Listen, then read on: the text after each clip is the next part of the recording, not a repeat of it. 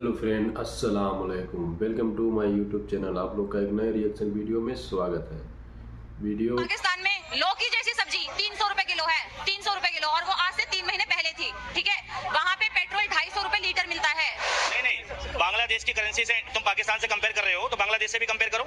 बांग्लादेश की currency dollar के मुकाबले कहाँ और इंडिया की करेंसी डॉलर के मुकाबले कहाँ? तो ये बताओ 2014 के पहले कितने रुपए का एक डॉलर था, 2014 के बाद कितने रुपए का एक डॉलर है, और बांग्लादेश के कितने रुपए का एक डॉलर था 2014 के पहले, और अभी 2023 में बांग्लादेश के कितने रुपए का एक डॉलर है।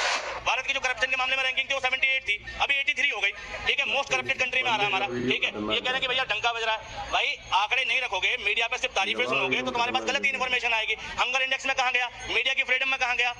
यूएस जैसा देश, यूके जैसा देश, कनाडा जैसा देश आज से 50 साल पहले बहुत अच्छा था, बहुत अच्छा था, और आज वो गरीब नहीं, बहुत ज्यादा गरीब हो गया है। ठीक है, अमेरिका की जो इकोनॉमी है वो 28 ट्रिलियन की है। ठीक, इंडिया की जो अभी 3 ट्रिलियन पे है। ठीक, तो आप कह रहे हो कि इंडिया वो यूएस पिछड़ गया, तो भैया यूएस की इकोनॉमी 28 ट्रिलियन और चाइना की 19 ट्रिलियन और इंडिया की 3 ट्रिलियन, कौन पिछड़ गया बताओ इकोनॉमी के मामले में? यूएस की जो पर कैपिटा इनकम है प्रति व्यक्ति आए, ठीक है, विकसित देशों में उसकी 7वीं नंबर की पर कैपिटा इनकम है, इंडिया की 117वीं नंबर की पर कैपिटा इनकम है। इंडिया यूएस के बराबर ही पहुंच गया। मैडम सच जानो, सच। अगर कांग्रेस मोदी जी की तरह रोना रोती कि 70 साल कुछ नहीं हुआ, तो कांग्रेस के पास रोने के लिए 200 साल थे अंग्रेजों के। ठीक है, कि 200 साल अंग्रेजों ने शासन किया जी, देश लूट लिया, कुछ नहीं, हम क्या करें, ऐसा नहीं किया कांग्रेस ने। तो मैं आपको उदयपुर का बताती हूँ। में क्या कहते हैं इंसान का सर काटा गया था। मैं आपसे उसका आंसर पूछ रहा हूँ। हमें आप उसका जवाब दो। वो टेलर अपने घर पे बैठ के अपने बच्चों के लिए रोटी कमा रहा है। जो आप पॉवर्टी वाली बात कर रहे थे ना, गरीबी वाली बात कर रहे थे, उसके ऊपर तो कोई वो नहीं हुआ। उस बंदे का सर काट के पुलिस ने मारा, ठीक है, कुछ नहीं किया। उनकी बाकायदा नेक्स्ट डे ही वीडियो आई थी, नेक्स्ट डे उनका फोटो आया था। अभी एबीपी न्यूज खोल लो आप, अभी आज तक का और एबीपी न्यूज खोल लो। वो दोनों बंदे पकड़े गए, प्लस में उन पर चला था, उनकी बाइक का नंबर था 2611, उनका 2611 कनेक्शन निकाला था पाकिस्तान से भैया है, उसका एक मुफ्ती से कनेक्शन निकाला था। 10 दिन तो चैनल पर चला वो, और पुलिस ने उस पर कार्रवाई करी। भाई कोर्ट की प्रक्रिया के तहत वो छूट गया हो तो पता नहीं, लेकिन कानूनी एक्शन इंस्टेंट हुआ था। भाई कत्ल हुआ, उन्होंने वीडियो बनाया, तुरंत पकड़े गए। लेकिन भाई पहलू खान को मारने वाले का आज तक कोई पकड़ नहीं पाया। ठीक, अखलाक अहमद को मारने वालों को कोई पकड़ नहीं पाया, क्योंकि वहां एक मुसलमान का भाई गलत था। भाई कोई भी इंसान अगर किसी बेकसूर की कोई भी हत्या कर रहा है धर्म के नाम पर, चाहे वो मुसलमान पक्ष का हो चाहे हिंदू पक्ष का, गलत था। कार्रवाई भी हुई थी, उस पर कार्रवाई भी हुई थी। आप अभी, मैं अगर गलत कह रहा हूँ, अभी न्यूज चैनल खोल लो, मैं बिल्कुल आपको वीडियो भी मिलेगा, उस पर क्या कार्रवाई वो भी मिलेगा। और 10 दिन का उस पर बाकायदा 10 दिन तक चली वो न्यूज। ठीक है, उसकी बाइक के नंबर को लेकर, उसके घर के विश्लेषण को लेकर, उसके घर परिवार वालों को भी दिखाया गया टीवी पर। ठीक है, लेकिन कहीं पर भी अगर मुस्लिम झारखंड के अंदर तबरेज खान मरा था, क्या कहा, भीड़ ने मार दिया। पहलू खान में क्या कहा, भीड़ ने मार दिया, किसी एक भी बंदे की गिरफ्तारी नहीं होती। ठीक है, मोनू मानेसर को पकड़ने के लिए हरियाणा पुलिस क्या क्या नहीं करा, और अंत में उस बंदे ने दंगा करा दिया, नू जैसा दंगा, तब जाके गिरफ्तारी हुई इस बंदे की। मोनू मानेसर पर इंजाम था कि उसने जिंदा जला के मार दिया। क्या हुआ, कोई कार्रवाई नहीं हुई। हिंदू मुसलमान तो सरकार ही करा रही है, लोग तो ठीक ही सोच रहे हैं, लोग तो करें। सबसे ज्यादा कांग्रेस ने करवाया। ठीक, कांग्रेस सत्ता में है अभी, नहीं है ना? ये बताइए मैम, चलिए सवाल करता हूँ, महंगाई है कि नहीं मोदी राज में? है, एक सेकेंड, महंगाई है, मैं बताती हूँ, महंगाई, मगर अगर मोदी राज में महंगाई है, और अगर आप इसको इकोनॉमिक्स वाइज देखो ना, तो बाकी देशों से कम है। कम है। कौन मैं बताती हूँ, पड़ोसी देश अपना पाकिस्तान, इसमें मैं आपको ना एक सेकेंड मैं आपको यूएस तक कंपेयर करूंगी, सर, मैं आपको यूएस तक कंपेयर करूंगी। रुको, मैं पाकिस्तान में लौकी जैसी सब्जी 300 रुपए किलो है, 300 रुपए किलो, और वो आज से 3 महीने पहले थी। ठीक है, वहाँ पे पेट्रोल 250 रुपए लीटर मिलता है। दूसरी चीज, यूएस, मैं आप चाइना पे भी आऊंगी। यूएस जैसा देश है जो बहुत जिसको लोग बहुत ज्यादा सोचते हैं कि हम यूएस में जाके बसेंगे। यूएस में 10 साल में 3 बार इन्फ्लेशन आ चुका है। यूके दूसरी बार इन्फ्लेशन क्राइसिस पे है। कॉस्ट ऑफ लिविंग यूके में बहुत ज्यादा है। न्यूजीलैंड में कॉस्ट ऑफ लिविंग बहुत ज्यादा है। ठीक है, दूसरा चाइना में कॉस्ट ऑफ लिविंग क्यों नहीं है, चाइना में महंगाई क्यों नहीं है? क्योंकि चाइना के सारे सॉफ्टवेयर, सारे एप्लीकेशंस वो इनबिल्ड हैं। वो कोई भी सॉफ्टवेयर, कोई भी एप्लीकेशन बाहर के देश से इंपोर्ट नहीं करती है, वो सब कुछ अपना देश बोलेंगे। नहीं नहीं, बांग्लादेश की करेंसी से तुम पाकिस्तान से कंपेयर कर रहे हो तो बांग्लादेश से भी कंपेयर करो। बांग्लादेश की करेंसी डॉलर के मुकाबले कहाँ और इंडिया की करेंसी डॉलर के मुकाबले कहाँ है? किसी भी दुनिया में मेजरमेंट के लिए जो मानक है, जैसे समय का मानक सेकंड है, ऐसी पूरी दुनिया में करेंसी का मानक डॉलर है। तो ये बताओ 2014 के पहले कितने रुपए का एक डॉलर था और 2014 के बाद कितने रुपए का एक डॉलर है, और बांग्लादेश के कितने रुपए का एक डॉलर था 2014 के पहले और अभी 2023 में बांग्लादेश के कितने रुपए का एक डॉलर है। ठीक है, कंपैरिजन करोगे तो उस देश से करो जिसकी औकात कल नहीं थी। पाकिस्तान की ना भैया आज से 50 साल जब आजादी हासिल हुई थी उस टाइम पे बराबरी थी, लेकिन आजादी के 5 साल बाद ही पाकिस्तान बुरी तरह बिछड़ चुका था। पाकिस्तान की तो कैपेसिटी थी ही नहीं। चाइना से कंपेयर कर रहे हो, बांग्लादेश से करो, बांग्लादेश की भी नहीं थी, लेकिन आज बांग्लादेश उभर गया। इंडिया की करेंसी से ज्यादा मजबूत हो रही है, छोटा सा देश है। ठीक है भाई, कुछ ना कुछ तो नीति होगी। अब ये बताओ, डेमोक्रेसी के मामले, करप्शन के मामले में देख रहा था मैं, भारत की जो करप्शन के मामले में रैंकिंग थी वो 78 थी, अभी 83 हो गई। ठीक है, मोस्ट करप्टेड कंट्री में आ रहा है हमारा। ठीक है, ये कह रहे हैं कि भैया डंका बज रहा है। भाई आंकड़े नहीं रखोगे, मीडिया पे सिर्फ तारीफें सुनोगे तो तुम्हारे पास गलत ही इन्फॉर्मेशन आएगी। हंगर इंडेक्स में कहाँ गया, मीडिया की फ्रीडम में कहाँ गया, बताओ मुझे। प्रोडक्शन की बात है, अगर अनाज बट पा रहा है इतना सारा 80 करोड़ लोगों को, तब पॉलिसी थी लाल बहादुर शास्त्री की, हरित क्रांति बोलते हैं उसको। अकाल के बाद लाल बहादुर शास्त्री हरित क्रांति जैसी योजना लाते हैं, भाई पूरे देश में हरियाली आई। ठीक, श्वेत क्रांति, ये सब तो कांग्रेस की सरकारें करके गई हैं। मोदी जी की उपलब्धि बताओ क्या नाम है इस मामले में? जो ये बात कर रहे हैं बांग्लादेश की, चलो ये बात करें पाकिस्तान की। पाकिस्तान आज से 50 साल पहले भी नहीं था, अभी भी नहीं है। यूएस जैसा देश, यूके जैसा देश, कनाडा जैसा देश आज से 50 साल पहले बहुत अच्छा था, बहुत अच्छा था। और आज वो गरीब नहीं, बहुत ज्यादा गरीब हो गया है। ठीक है, आप वहाँ पे ये नॉलेज अच्छी है, ये नॉलेज आप रखोगे ना सर, मैं बताती हूँ, आप ये नॉलेज रखोगे तो आपको बहुत। इकोनॉमी है यूएस की, आपकी सॉरी, यूएसए की जो इकोनॉमी है कितने ट्रिलियन की है? इकोनॉमी का मेरे को आइडिया नहीं है, मैं जो चीज नहीं पता वो चीज मैं गलत नहीं बोलूंगी, बट चाइना की इकोनॉमी 19 ट्रिलियन की है। ठीक है, यूनाइटेड स्टेट ऑफ अमेरिका की, सुनो एक मिनट, अमेरिका की जो इकोनॉमी है वो 28 ट्रिलियन की है। ठीक, इंडिया की जो अभी 3 ट्रिलियन पे है।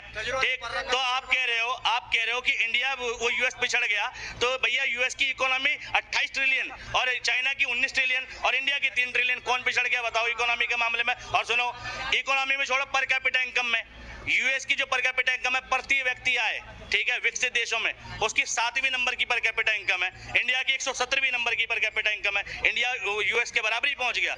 मैडम सच जानो, सच। ठीक है, आप तारीफ करो, किसी के समर्थक बनो, विरोधक बनो, अलग बात है। 50 साल पहले कहाँ था इंडिया? आज से 50 साल पहले कहाँ था? आज से 50 साल पहले इंडिया की पर कैपिटल इनकम कितनी थी और यूएस की पर कैपिटल इनकम कितनी थी?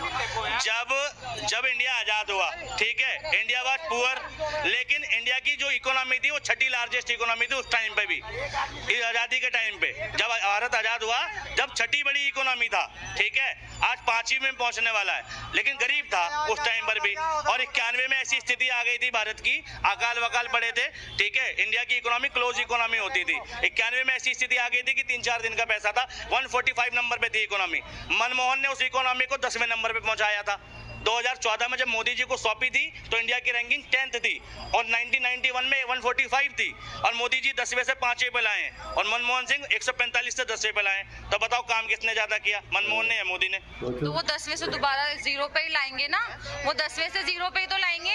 10वें मोदी 10 से 0 पे लाएंगे ना, वो 10 से 145 पे ले जाके फिर से 0 पे लाएंगे। 10 पे लाने वाला ज्यादा काम कर रहा है या 10 से 5 पे लाने वाला ज्यादा काम? 145 से 10 पे लाने के लिए मार्जिन भी तो था। 145 से 10 पे लाने के लिए मार्जिन भी तो था। उस टाइम पे पॉपुलेशन क्या थी? एक सेकेंड सर, आपके पास 20 लाख रुपए हो, ठीक, आप 50 लाख जल्दी बना लोगे या आप पर कुछ ना हो तब 20 लाख जल्दी बना लोगे? एक गरीब आदमी गरीबी से उभरने में टाइम लगाता है, लेकिन एक बार वो अमीर हो जाए ना तो वो बहुत अमीर हो ही जाता है। जब तक देश की इकोनॉमी 1 ट्रिलियन इकोनॉमी नहीं बनी थी तब तक देश के लिए चुनौती थी कि कैसे ट्रिलियन में पहुंचा जाए। लेकिन जिस वक्त 1 ट्रिलियन हो गई ना, 1 ट्रिलियन हो गई थी 2007 में, और 2 ट्रिलियन पता कब हो गई थी? 5 साल बाद ही हो गई थी। तो 1991 ठीक से आने में 1 ट्रिलियन आने में 2007 देखो कितना समय लगा, 17 साल, ठीक है। पॉपुलेशन क्या थी और 2007 में पॉपुलेशन क्या थी, 2023 में पॉपुलेशन क्या है? 1991 में 100 सुनिए 1900 आप 145 से 10वें नंबर पे लाने की बात कर रहे हो। 145 से 10वें नंबर पे लाए, 145 से 10वें नंबर पे लाने के लिए उनके पास टाइम था, उनके पास मार्जिन था कि वो 145 से 10 पे ला सकते हैं। वो 10 से 5 पर लेकर आए ना, अब 5 से 0 1 पे भी लेकर आएंगे। अब ऐसा तो नहीं कर सकते ना कि दिखाने के लिए वो पहले 5 नंबर से 25 नंबर पे लेके जाएं, फिर वापस से 5 नंबर पे लेकर आए, फिर 1 पे लेके जाएं। वो चीज तो पॉसिबल नहीं है। नहीं, मैं कह रहा हूँ अगर पॉपुलेशन बढ़ रही है तो मैन पावर भी तो बढ़ी है ना, उस हिसाब से पॉपुलेशन बढ़ी है तो इंसान भाई देश में काम कार्य करने की क्षमता बढ़ी है, विदेश में जाने वाले लोगों की संख्या बढ़ी है, और विदेश में अगर लोग गए तो शुद्ध कारक आय बढ़ी है, NFI बढ़ा है, net factor income from abroad बढ़ा है। भाई जितनी ज्यादा पॉपुलेशन होगी उतनी ज्यादा पॉपुलेशन काम करेगी, पॉपुलेशन काम करेगी तो इकोनॉमी में तरक्की होगी। तो भैया ये तो मोदी जी के लिए प्लस पॉइंट मिला, आबादी बढ़ गई तो घटा थोड़ी है इकोनॉमी के मामले में। और 91 में और 2014 में जब छोड़ के गए थे तो 120 करोड़ आबादी थी, 125 करोड़ आबादी थी, ठीक। 2001 में जब जनगणना हुई थी उस टाइम पे 100 करोड़ के आसपास 103 करोड़ 104 करोड़ आबादी थी, 91 में 80 करोड़ के आसपास थी, ठीक है। तो जनसंख्या विस्फोट तो उस हिसाब से हुआ ही नहीं मोदी जी के आने के बाद, जिस हिसाब से पिछली सरकारों ने झेला। आजादी के टाइम पे भारत की आबादी जो थी वो लगभग 25-26 करोड़ हुआ करती थी, लेकिन उसके बाद जो ड्रास्टिक चेंज आया, भैया देखो कहा 25-26 करोड़ वहां 100 करोड़, मतलब कांग्रेस 25 से 100 करोड़ होने पर भी जवाबदेही थी उसकी कि भाई हम गैस महंगाई कंट्रोल करेंगे, और इसकी आबादी, इस बंदे की आबादी 100 से 130 करोड़ होने के बाद भी तय नहीं हो रही। मतलब रीजन, पब्लिक रीजन क्या दे रही, आबादी बढ़ गई। अरे सरकार क्या घंटा करने के लिए चुनते हैं हम? सरकार को वेलफेयर सिस्टम के लिए चुनते हैं। सरकार जितनी आबादी बढ़ेगी उतना टैक्स बढ़ेगा, उतना मैन पावर बढ़ेगा। क्या बोलेंगे?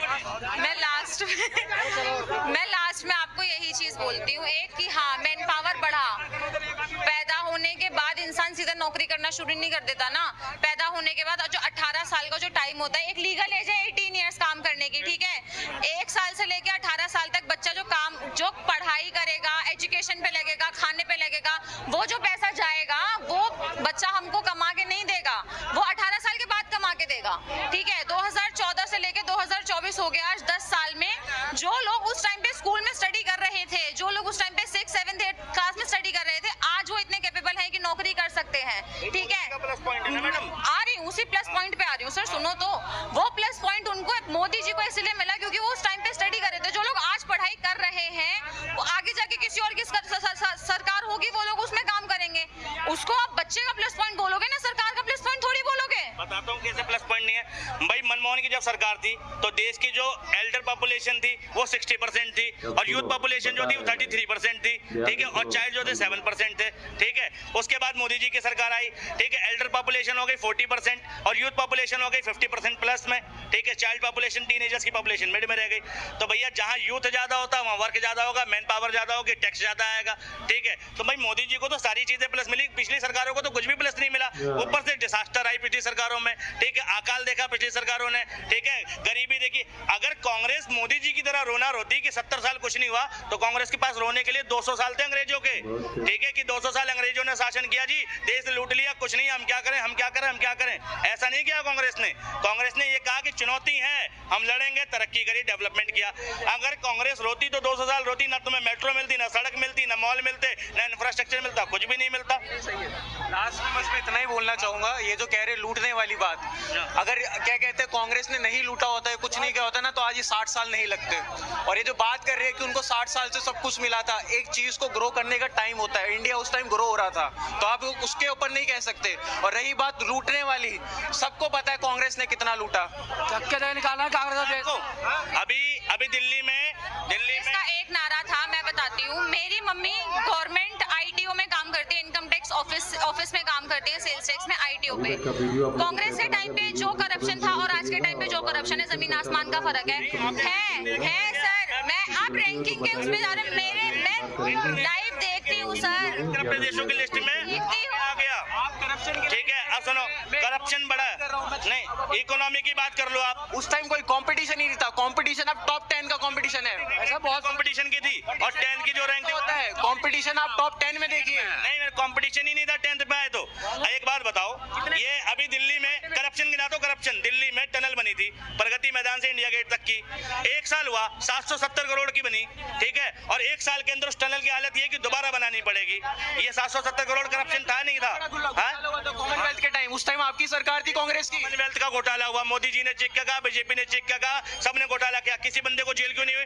10 साल में मोदी जी की सरकार है, क्या जांच? कोई बंदा जेल क्यों नहीं गया कॉमनवेल्थ में अभी तक? अगर वास्तव में घोटाला था तो कोई बंदा अभी तक जेल क्यों नहीं गया उस घोटाले के अंदर? एक खबर दिखा दो मीडिया में कि कॉमनवेल्थ घोटाले की वजह से फलाना आदमी को जेल हो गई, एक न्यूज दिखा दो 10 साल में मोदी जी की में अगर घोटाला था तो। कह रहा हूँ जेल इसलिए नहीं हुई क्योंकि उस टाइम कांग्रेस की सरकार थी। और लास्ट में सर मैं लास्ट में मैं यही कहना चाहूंगा, ये जो कह रहे हैं कांग्रेस और ये, मैं किसी का सपोर्टर नहीं हूँ ना किसी का। मुझे बस इतना पता है, आप अपनी लाइफ में मेहनत करोगे, हर चीज आपके कदमों में मिलेगी।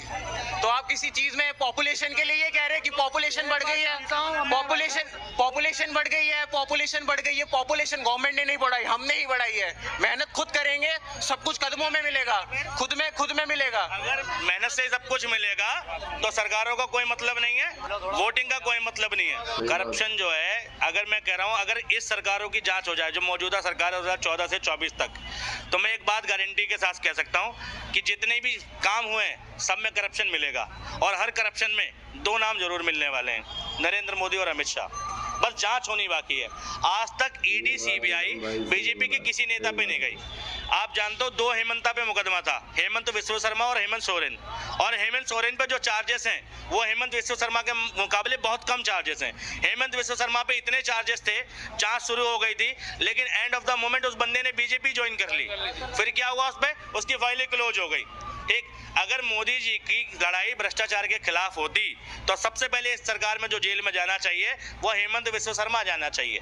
मोदी जी की लड़ाई भ्रष्टाचार के खिलाफ नहीं है, मोदी जी की लड़ाई किसी भी तरीके से सत्ता में बने रहने के लिए है। तो ये तो खामोखा की बात है, इंडिया अगेंस्ट करप्शन, ये वो। इंडिया कभी करप्शन के अगेंस्ट नहीं था, मोदी जी हमेशा सत्ता के फेवर में थे। जितने घोटाले 2010, 11, 12 के गिनाए जाते हैं, कॉमनवेल्थ 2010 में आया था। हम पढ़ते थे स्कूलों में, 2007 से पढ़ाना चालू हो गया था कि इंडिया बनेगा पेरिस, 2010 में पेरिस का रूप, ठीक है, 2010 में, और काम भी हुए। CWG लाइन बनी बस की अलग से, ये जितनी ग्रीन बसें देखते हो ना तुम, ये लाल बसें एसी वाली, ये 2010 में ही चली थी। ठीक, काम भी हुए थे, लेकिन भाई नाम लगाया घोटाले हुए, 2G घोटाला, ये घोटाला, कोल घोटाला, फलाना, लेकिन आज तक उन घोटालों में किसी को सजा नहीं हुई। तो कहीं ना कहीं ये झूठ बोल रहे थे, ये विपक्ष में थे और इन्होंने एक प्रोपेगेंडा सेट किया, उसके तहत ये सरकार में आ गए। लेकिन जनता को क्या मिला? जनता को मिला ठन गोपाल। ठीक, जनता को बनाया गया बेवकूफ। मोदी जी की एक ही नीति है, मेरा झूठ सबसे मजबूत। आखिरी सवाल करूं, 2024 में कौन आए? भाई 2024 में मेरे हिसाब से तो राष्ट्रपति शासन लगने वाला है, तानाशाही है। ठीक है, 2024 में ऐसे, ठीक है, अगर इलेक्शन हो गया तो भी आपके पास डिक्टेटरशिप मिलेगी, और इलेक्शन नहीं हो पाया किसी कारण से तो भी तानाशाही मिलेगी। जनता पिसने के लिए तैयार हो जाए, जनता को ना कल कुछ मिला था ना आगे कुछ मिलेगा। बहुत फ्रेंड, अभी तक का आप लोग का वीडियो अच्छा लगे तो हमारे चैनल को सब्सक्राइब करिएगा और वीडियो को ज़्यादा से ज़्यादा शेयर करिएगा। और 2024 लोकसभा इलेक्शन में कौन आने वाला है कमेंट बॉक्स में कमेंट जरूर करिएगा। मिलते हैं आपसे नेक्स्ट ब्लॉग में, तब तक के लिए बाय।